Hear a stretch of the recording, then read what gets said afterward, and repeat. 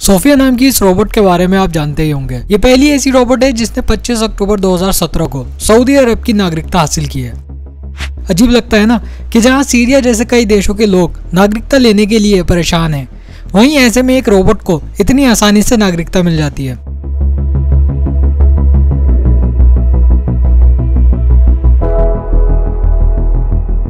लेकिन इससे भी ज्यादा हैरान कर देने वाली एक और बात है जिसे शायद ही किसी ने पहले सोचा होगा।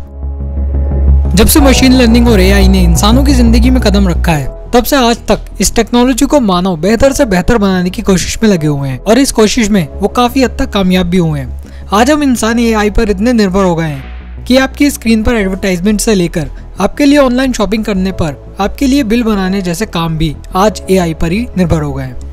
गूगल असिस्टेंट और सीरी जैसे वॉइस कमांडर पर आपने कई सवालों के जवाब इस एआई से पाए होंगे और इसने आपको अपने सिस्टम का यूज करके कई संतुष्ट कर देने वाले जवाब भी दिए होंगे। लेकिन क्या हो जब इस एआई को जिंदगी और मौत का फैसला करना हो?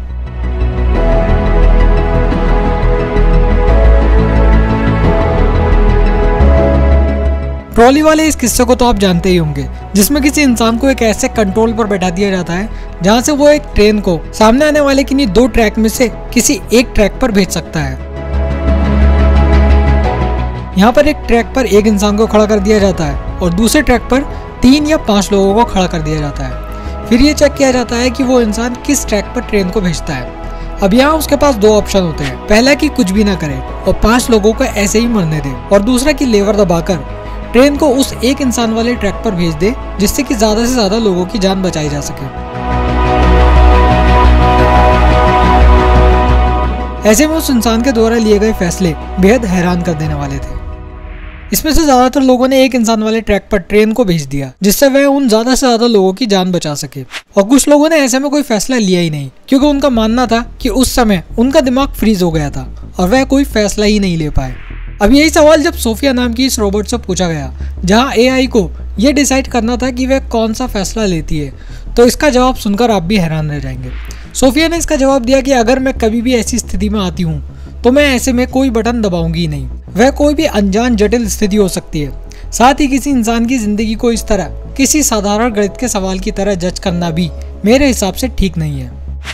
आगे एक और सवाल का जवाब देते हुए वह कहती है कि यह सच है कि रोबोट्स और एआई को ऐसी दुविधाओं का सामना करना कार में सेल्फ ड्राइविंग मोड आने के बाद और भी आम हो गया है, लेकिन असल जिंदगी का सामना करना उनके लिए अभी भी ज्यादा जटिल है। इसाक एसिमोव के रोबोट्स के लिए बनाए गए 3 नियम रोबोट्स के लिए सबसे अच्छे हैं, लेकिन वो सभी स्थितियों को नहीं बताते। रोबोट्स को अभी भी इंसानों से बहुत कुछ सीखना बाकी है।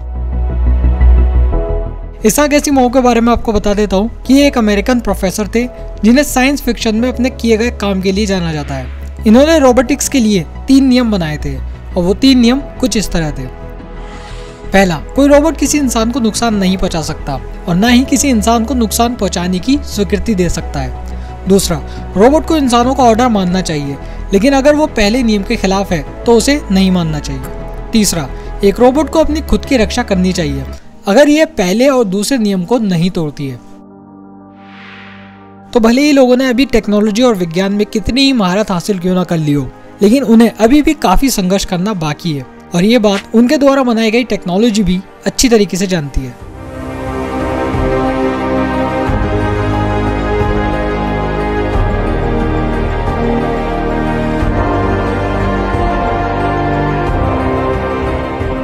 सो गाइस, इस वीडियो में इतना ही।